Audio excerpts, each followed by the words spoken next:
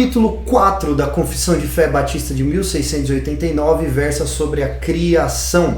E nós vamos ler os 3 parágrafos deste capítulo, analisar os argumentos e ver aquilo que os batistas particulares creem a respeito da criação, conforme as escrituras ensinam. Se inscreva aqui nesse canal, deixa aqui o seu like já nesse vídeo e ativa o sino para você receber notificações todas as vezes que nós postarmos alguma coisa nova aqui. Então vamos lá. No princípio, aprove a Deus, o Pai, o Filho e o Espírito Santo para a manifestação da glória do seu eterno poder, sabedoria e bondade, criar ou fazer o mundo e todas as coisas nele, sejam visíveis ou invisíveis, no espaço de 6 dias, e tudo muito bom.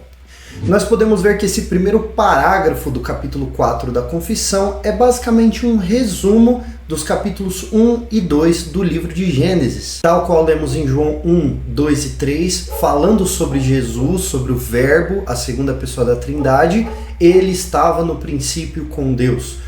Todas as coisas foram feitas por ele e sem ele nada do que foi feito se fez. O parágrafo também vai dizer que a criação tem como objetivo a manifestação da glória de Deus, especificamente do seu poder, da sua sabedoria e da sua bondade. Esses atributos de Deus são manifestos na criação. Tanto as coisas visíveis quanto as invisíveis foram criadas por ele e para este propósito de glorificá-lo, a sabedoria, o poder e a bondade. E tudo isso num espaço de 6 dias. Repare como a confissão trata como literal o espaço de 6 dias no qual Deus criou o mundo. Como diz Sam Waldron, as muitas teorias que foram propostas e que se afastam de uma leitura literal e histórica de Gênesis não encontram qualquer apoio na Confissão Batista. E é claro, vai nos dizer o parágrafo que Deus fez tudo isso em 6 dias e tudo era muito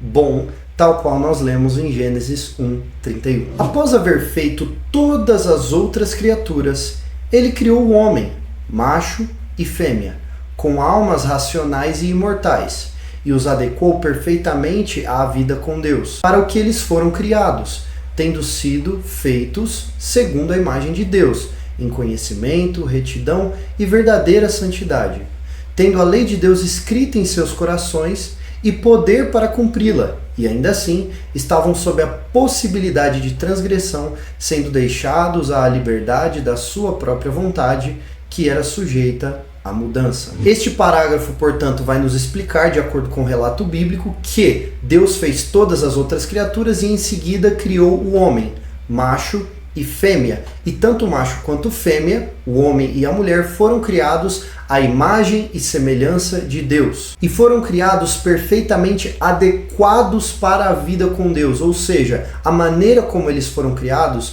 permitia que eles tivessem comunhão com Deus. Deus espelhou a sua própria imagem no homem e na mulher, há atributos comunicados de Deus para com o ser humano e também que o ser humano recebeu, e aí nos estudos de antropologia bíblica a gente vê que Deus ele deu ao ser humano prerrogativas de administração. O ser humano foi colocado no mundo para administrar a natureza como uma espécie de subgerente ou uma espécie de rei da natureza, fazendo assim com que eles colocassem em prática o plano que Deus tinha para o desenvolvimento da sua criação. A lei de Deus estava no coração do ser humano, do homem e da mulher, o que significa que eles sabiam qual era a vontade de Deus, aquilo que Deus consideraria justo e santo. Mas eles estavam abertos para a possibilidade de pecar, o que significa que eles não tinham uma inclinação natural para o mal, como é o caso do ser humano pós-queda. Eles podiam ou não cometer transgressão e foram deixados à sua própria vontade.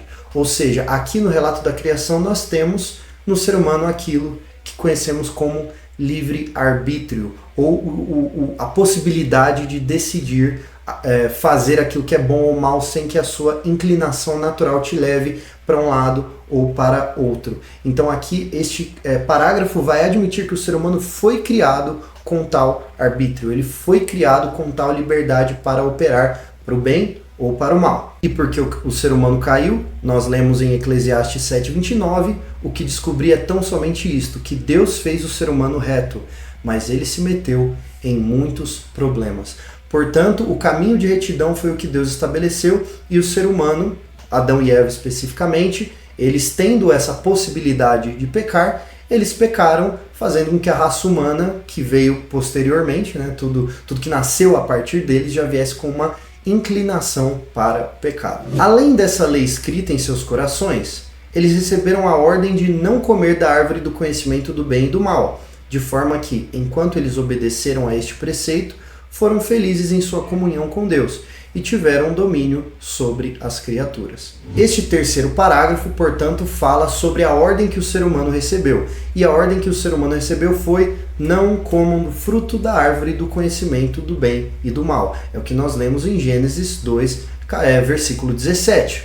Esta ordem, ela, enquanto era seguida, vai dizer este parágrafo, que a comunhão do ser humano com Deus estava inquebrada e o papel do ser humano como administrador das criaturas, como aquele que tem domínio sobre as criaturas criadas, estava sendo desempenhado de maneira fluida. Enquanto esse mandamento foi obedecido, tudo correu bem. Depois que esse mandamento ele foi desobedecido, tudo quebrou, né? A comunhão com Deus ela foi quebrada, tudo aquilo que representava o domínio sobre a criação, desde o trabalho do lado do homem, né? A terra produziu espinhos e abrolhos e atrapalhou o trabalho. Até a questão da fertilidade. A mulher passou a ter dores de parto. A filiação, né? Os filhos também são parte do domínio da criação, né? Domínio sobre a criação que Deus disse que o ser humano tinha que exercer. Tudo isso ficou quebrado após a queda. É por isso que esse parágrafo vai dizer que, enquanto a ordem era obedecida, a comunhão com Deus e o domínio sobre as criaturas estavam em seu devido lugar. Foi a queda que quebrou essas coisas. Bom, se você chegou até aqui, deixa aqui o seu like, ativa o sino para receber as notificações. Se você não for inscrito, se inscreva aqui no canal. E eu espero que esse conteúdo tenha abençoado você e intensificado aí suas convicções como cristão ou como um batista particular. Adquira sua cópia da confissão lá no site da Estandarte de Cristo e também o comentário da confissão feito por Samuel Waldron. Deus abençoe grandemente a sua vida e nós nos vemos no próximo vídeo.